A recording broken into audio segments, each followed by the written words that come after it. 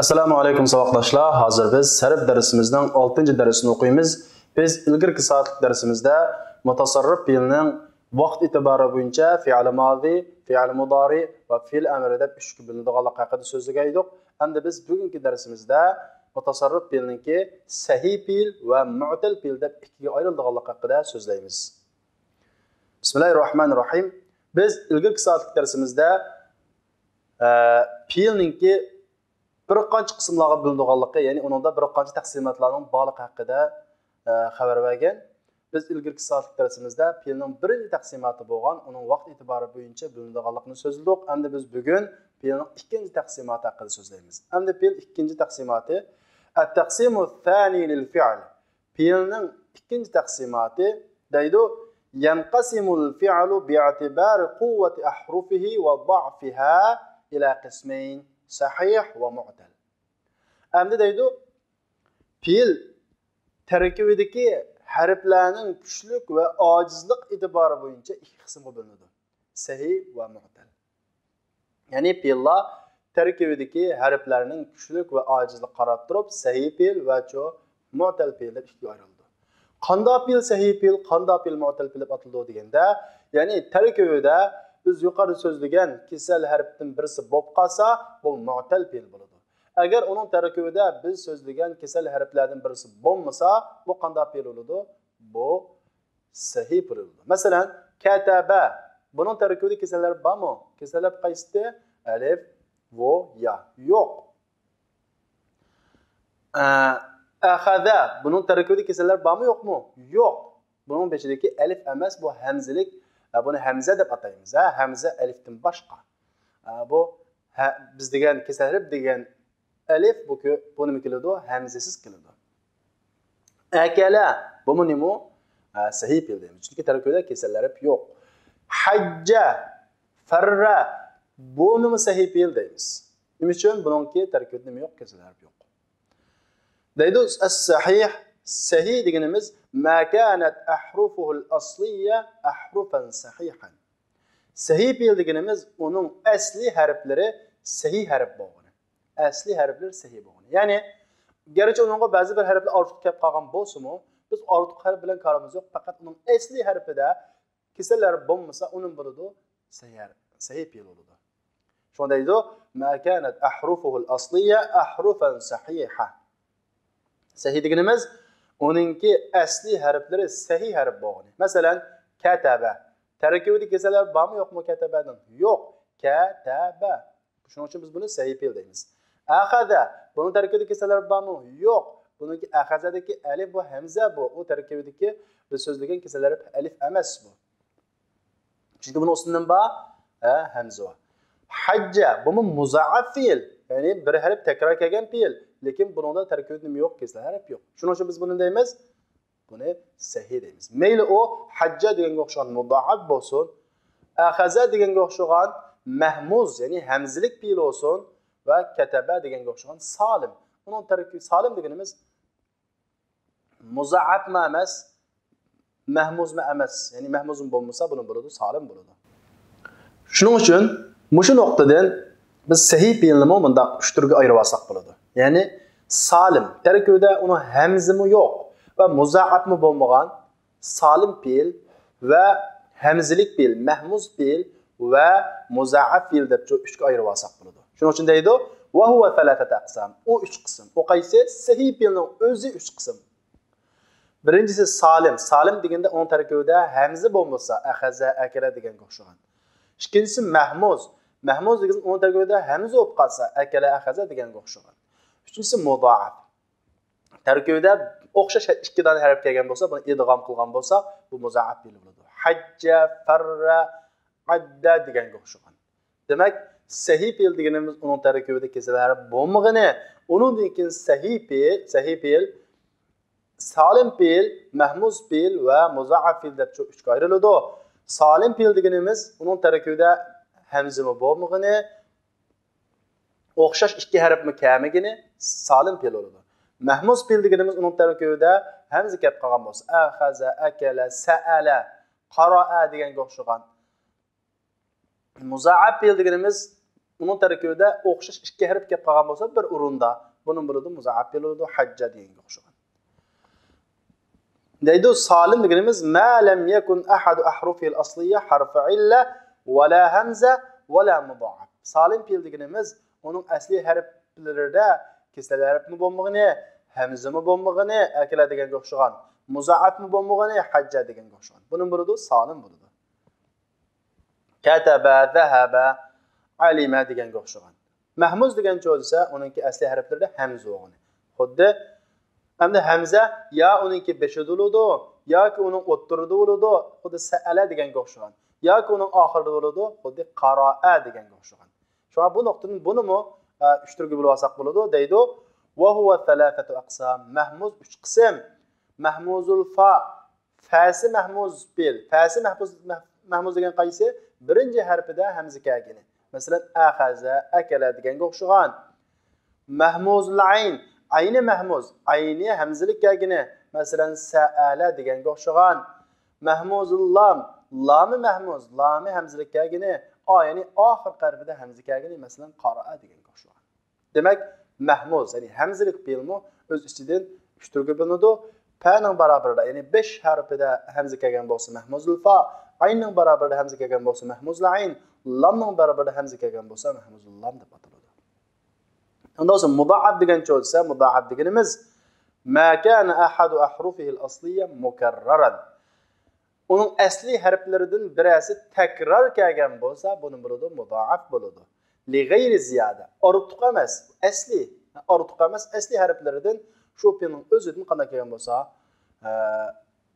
takror kelgan bo'lsa, bu muzaaf bo'ladi. Masalan, endi u ikki qism bo'ladi, ya'ni 3 harflik muzaaf fe'l va 4 harflik muzaaf fe'l deb. Masalan, madda, marra, hajja, farra deganga o'xshagan. Ya'ni bunun dal 2 harf keldi, marrada ra 2 harf takror keldi.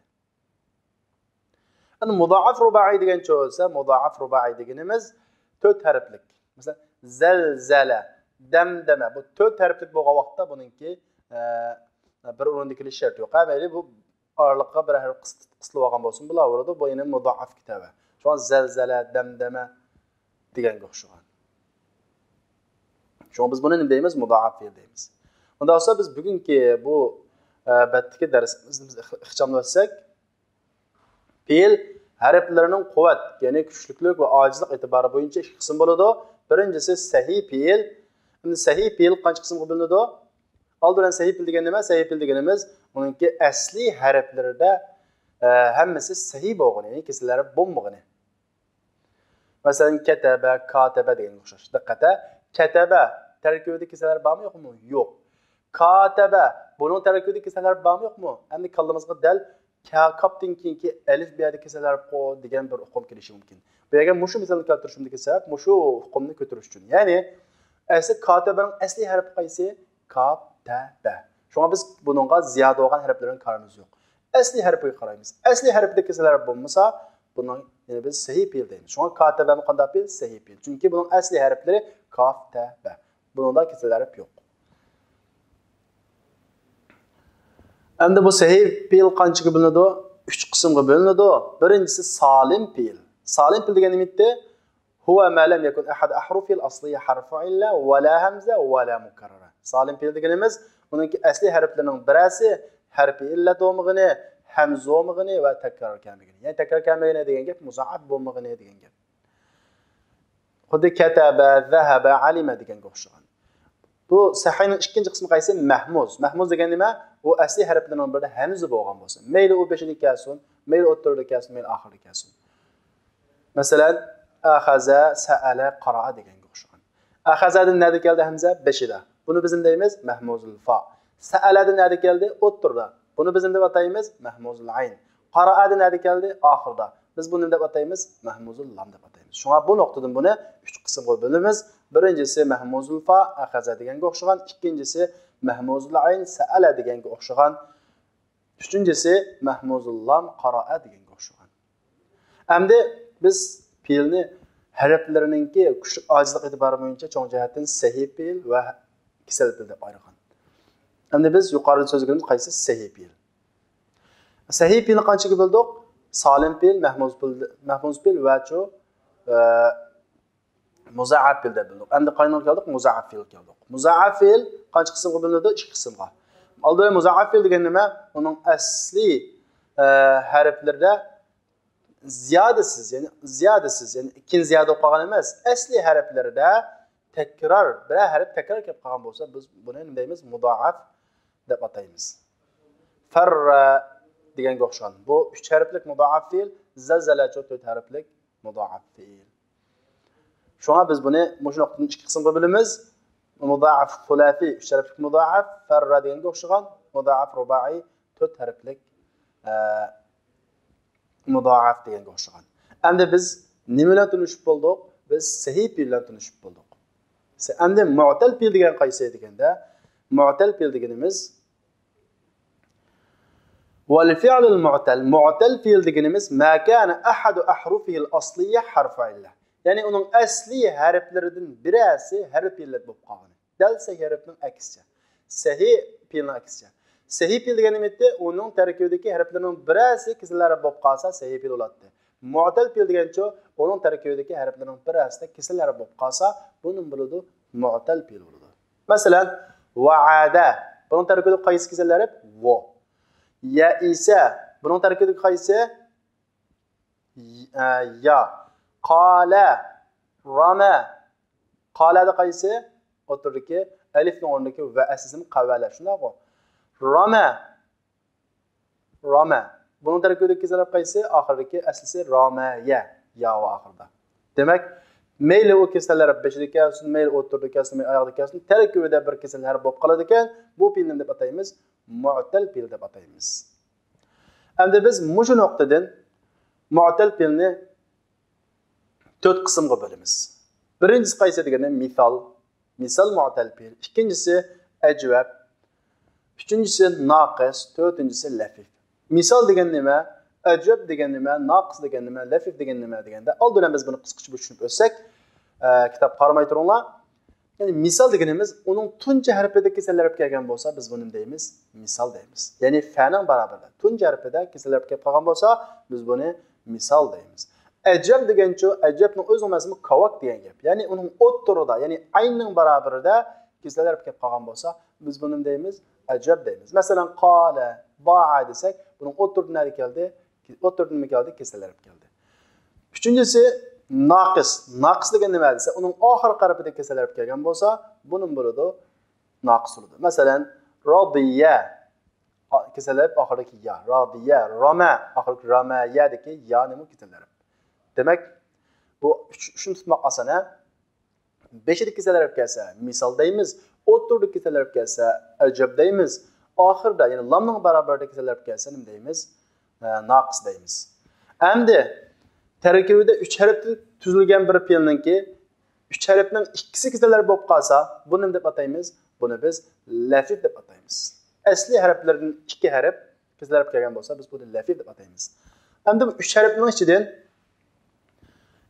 bir ya'da ikkisi kesillarib kelgan bo'lsa, biz buni lafiful maqrun, bir ya'da kelgan lafif deb ataymiz.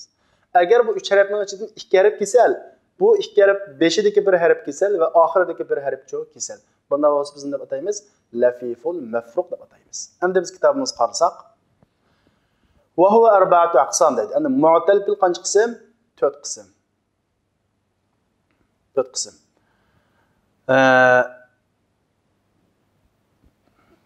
Birinchisi misol, ikkinchisi ajvab va naqis va lafif. Misol degan nima deganda ma kanat fa'uhu harfun. Uning fa'si harf illat bo'lgan. Ya'ni fa'ning barobarida harf illat kelgan. Masalan, wa'ada, ya'ni fa'ning barobaridagi fa'ala degan o'lchamdagi fa'ning barobaridagi vo qanda kesillar. Waritha, buning tunji harfi kesillar. Ya'ni fa'ning barobaridagi harfi kesillar. Biz buni nima deb ataymiz? Misol deb ataymiz. İkincisi ajvab. Ajvab deganimiz uning aynining barobarida harf illat kelgan. Ma kanat aynuhu harf illa.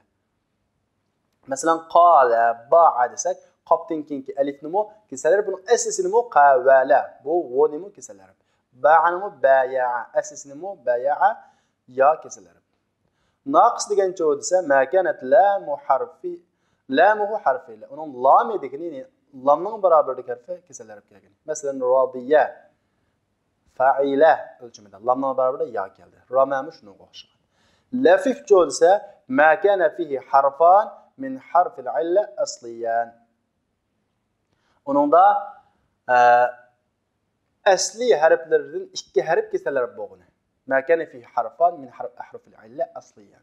Uningda kesalaribdan ikki dona harf asli bo'lib qolsa.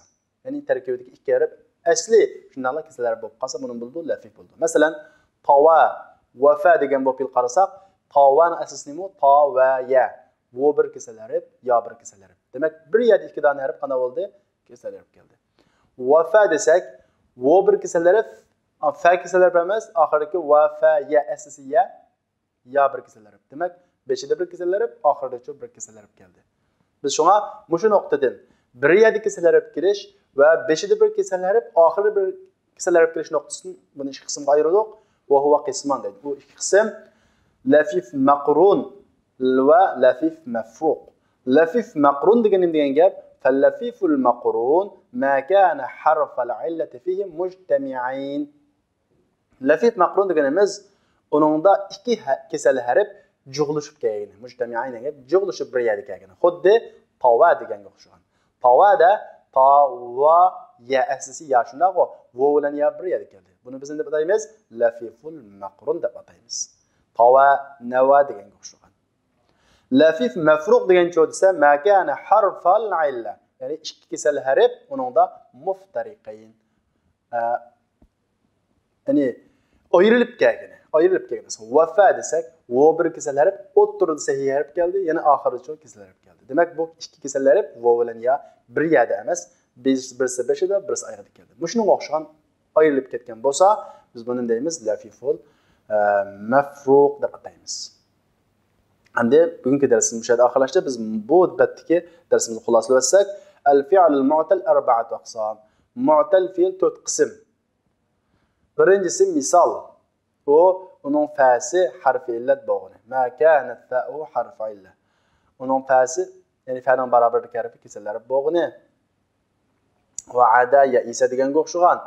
Ajvab deganimiz uning ayni harfi illat kelgani, qala ba'a deganga o'xshagan. Naqis deganimiz uningki lam kesalarib kelgani, masalan radiya, da'a, rama deganga o'xshagan. Lafif deganimiz uningda ikki harf asli harfdan kesalarib kelgani, tawa va fa deganga o'xshagan uch qism bo'ladi.